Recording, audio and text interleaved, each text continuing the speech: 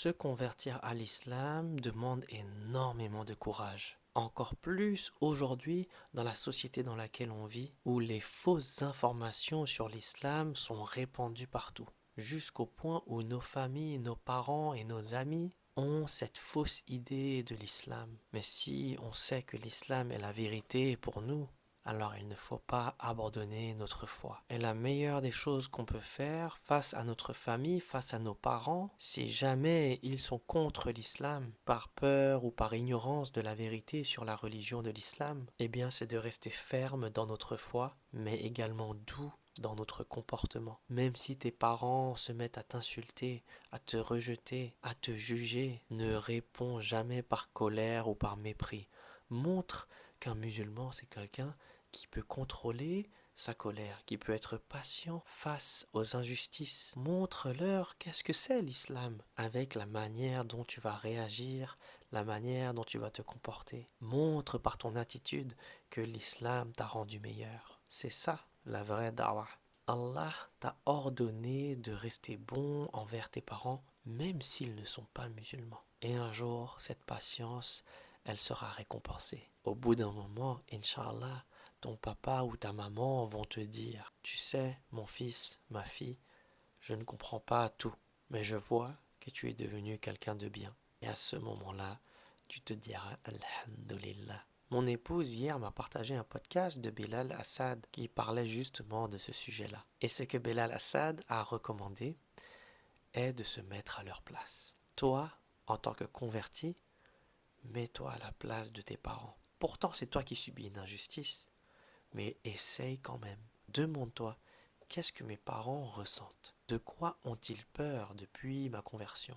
Qu'est-ce qu'ils ne comprennent pas? Souvent, la peur, elle vient de l'ignorance et aussi par amour mal exprimé. Peut-être qu'ils ont peur que leur enfant s'éloigne, peur que leur entourage les juge, peur de cette image déformée de l'islam qu'ils ont pu voir à la télévision, entendre à la radio. Peut-être qu'ils ont peur que leur enfant ne soit plus le même, qu'ils ne les reconnaissent plus. Et c'est vrai que c'est un gros changement. Et c'est vrai que tu n'es plus le même. Mais alhamdoulilah, tu es meilleur qu'avant. Alors même quand tes parents te rejettent, parle doucement, rassure-les et sois patient. Montre-leur que tu es toujours leur enfant, qu'il n'y a pas grand-chose en réalité qui a changé. Fais-leur un bisou sur le front, prends tes parents dans tes bras et rassure-les. Dis-leur, je comprends que ce ne soit pas facile pour vous. C'est un gros changement si soudain pour vous, ça peut vous faire peur. Mais je vous aime toujours et je suis toujours là.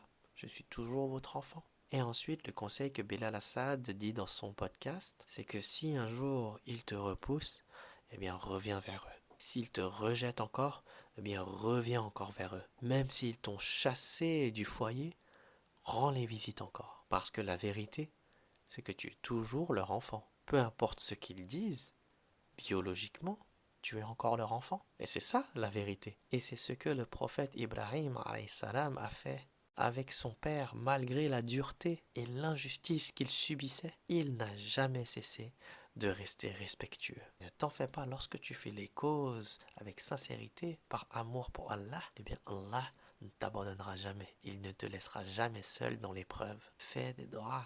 Demande de l'aide à Allah. Demande à Allah de t'aider. Demande à Allah d'adoucir les cœurs. Demande à Allah d'ouvrir le cœur de tes parents. Et au final, beaucoup de parents finissent par s'apaiser. Même si ça prend des années.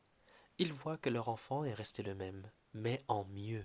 Ils voient que leur enfant est plus poli, plus stable, plus discipliné, plus modeste, plus respectueux. Inch'Allah, ils vont se dire, au fond, mon enfant ne fait rien de mal. Avec le temps, ils vont s'en rendre compte, Inch'Allah. Ils vont voir. Il prie, il se préserve, il prend sa vie en main, il nous parle avec tant d'amour, il nous rend visite, et il est resté si patient malgré tout. Et là, une communication plus saine pourra se faire, Inch'Allah. Alors sois patient, sois doux, sois constant dans ton bon comportement et sois un bon exemple pour tes parents et pour ton entourage de ce qu'est vraiment l'islam. Et Inch'Allah, peut-être que ça ravivera leur fitra également.